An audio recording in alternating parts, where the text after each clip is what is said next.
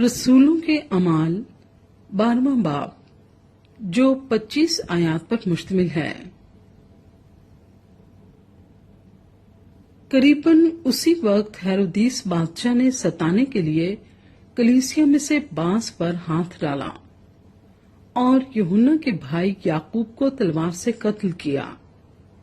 जब देखा कि ये बात यहूदियों को पसंद आई तो पतरस को भी गिरफ्तार कर लिया और ये ईद फतीर के दिन थे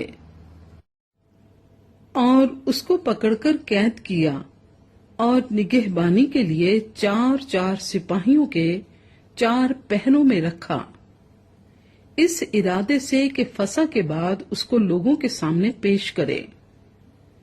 बस कैद खाने में तो पतरस की निगहबानी हो रही थी, मगर कलीसिया उसके लिए बदिलो जान खुदा से दुआ कर रही थी। और जब हेरोदीस उसे पेश करने को था तो उसी रात पतरस 2 जंजीरों से बंधा हुआ 2 सिपाहियों के दरमियान सोता था और पहरे वाले दरवाजे पर कैद खाने की निगहबानी कर रहे थे कि देखो खुदामंद का एक फरिश्ता आ खड़ा हुआ और उस कोठरी में नूर चमक गया और उसने पतरस की पसली पर हाथ मारकर उसे जगाया और कहा, जल्द उठ। और जंजीरें उसके हाथों में से खुल पड़ी। फिर फरिश्ते ने उससे कहा, कमर बांध और अपनी जूती पहन ले। उसने ऐसा ही किया। फिर उसने उससे कहा, अपना चोगा पहनकर मेरे पीछे हो ले। वो निकलकर उसके पीछे हो लिया और ये ना जाना कि जो कुछ फरिश्ते की तरफ से हो रहा है वो वाकई है, बल्कि ये समझा कि रोया देख रहा हूं।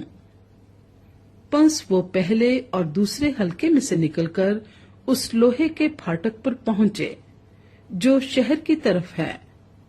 वो आप ही उनके लिए खुल गया। बस वो निकलकर कूचे के उस सिरे तक गए और फौरन फरिश्ता उसके पास से चला गया। और पतरस ने होश में आकर कहा कि अब मैंने सच जान लिया कि खुदावंद ने अपना फरिश्ता भेजकर मुझे हेरोदीस के हाथ से छुड़ा लिया और यहूदी कौम की सारी उम्मीद तोड़ दी। और इस पर गौर करके उस यूहन्ना की मां मरियम के घर आया जो मरकुस कहलाता है। वहां बहुत से आदमी जमा होकर दुआ कर रहे थे। जब उसने फाटक की खिड़की खटकाई तो रुद्दी नाम एक लौंडी आवाज सुनने आई और पतरस की आवाज पहचान कर खुशी के मारे फाटक ना खोला, बल्कि दौड़कर अंदर खबर की कि पतरस फाटक पर खड़ा है। उन्होंने उससे कहा, तू दीवानी है, लेकिन वो यकीन से कहती रही कि यूं ही है। उन्होंने कहा कि उसका फरिश्ता होगा, मगर पतरस खटखटाता रहा। बस उन्होंने खिड़की खोली और उसको देखकर हैरान हो गए। उसने उन्हें हाथ से इशारा किया कि चुप रहें और उनसे बयान किया कि खुदावंद ने मुझे इस तरह कैद खाने से निकाला।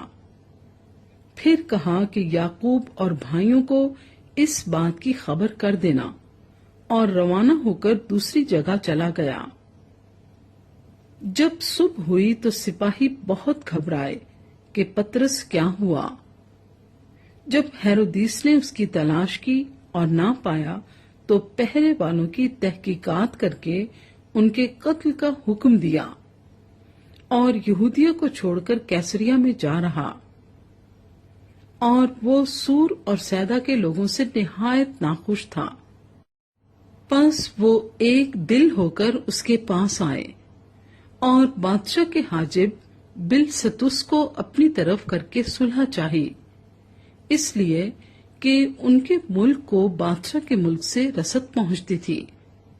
बस हेरोदीस एक दिन मुकर्रर करके और शहाना पोशाक पहनकर तख्ते अदालत पर बैठा और उनसे कलाम करने लगा لوگ پکار اٹھے کہ یہ تو خدا کی آواز ہے نہ انسان کی۔